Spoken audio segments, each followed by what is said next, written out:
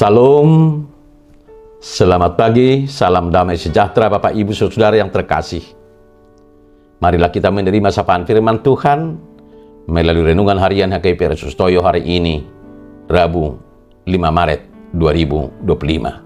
Kita berdoa. Damai sejahtera Allah yang melampaui segala akal, itulah yang memelihara hati, jiwa, dan pikiranmu.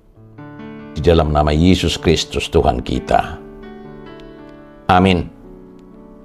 Firman Tuhan yang mau menyapa kita melalui renungan ini terambil dari kitab Matius pasal 5 ayat 16. Demikianlah hendaknya terangmu bercahaya di depan orang, supaya mereka melihat perbuatanmu yang baik dan memuliakan Bapamu yang di surga. Naing songonima marsinodang palitomuna di juroni halak. Asa diida akapabahin amuna na dengkani, asa dipuji nasida mamuna na di banua gicangi. Bapak Ibu, saudara-saudara yang terkasih dalam nama Tuhan Yesus, nats ini adalah bahagian dari khotbah Yesus di bukit. Nats ini mengajarkan pentingnya kesaksian hidup Kristen yang benar dan mencerminkan nilai-nilai kerajaan Allah di tengah-tengah masyarakat. Dunia ini dipenuhi dengan kegelapan, ketidakadilan, dan ketidakpastian. Dalam situasi seperti ini, Yesus datang sebagai terang yang memberi arah, harapan, dan keamanan. Demikian juga hidup kita harus menjadi terang yang menuntun orang lain keluar dari kegelapan menuju Kristus. Yesus memanggil kita bukan sekedar mengajak hidup berbuat baik, tetapi memberikan mandat ilahi agar kita menjadi saluran kasih, harapan, dan damai bagi dunia. Bapak Ibu, saudara-saudara yang terkasih dalam Tuhan Yesus, nats renungan hari ini mengajak orang percaya untuk tidak hanya menyatakan iman mereka dengan kata-kata, tetapi juga dengan tindakan konkret yang mencerminkan nilai-nilai kerajaan Allah. Ada beberapa aspek yang dapat direnungkan akan pentingnya kesaksian hidup orang Kristen di dunia. Pertama, kesaksian hidup yang aktif. Yang maksudnya ayat ini mengajak kita untuk tidak hanya menjadi orang Kristen yang berbicara atau menyatakan iman dengan kata-kata, tetapi juga menjadi orang Kristen yang aktif dalam melakukan perbuatan baik. Hidup kita seharusnya menjadi terang yang menerangi dunia di sekitar kita. Yang kedua, iman pengaruh positif di masyarakat.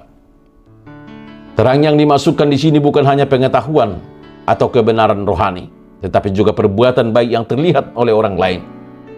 Dengan hidup yang mencerminkan nilai-nilai kerajaan Allah, kita dapat memiliki pengaruh positif di masyarakat, menginspirasi dan membantu orang lain. Yang ketiga, tujuan akhir untuk memuliakan Allah. Tujuan utama dari perbuatan baik yang terlihat oleh orang lain adalah untuk memuliakan Bapa yang ada di surga. Dengan kata lain, perbuatan baik kita seharusnya tidak hanya untuk kepentingan diri sendiri atau untuk mendapatkan pujian dari manusia, melainkan sebagai wujud pengabdian kepada Allah dan sebagai cara untuk memuliakan namanya. Keempat, iman refleksi dari kasih Tuhan. Hidup yang mencerminkan terang dapat menjadi refleksi dari kasih Tuhan yang telah diterima oleh kita. Dengan memberikan kasih dan melakukan perbuatan baik, kita dapat menyebarkan cinta Tuhan kepada orang lain di sekitar kita.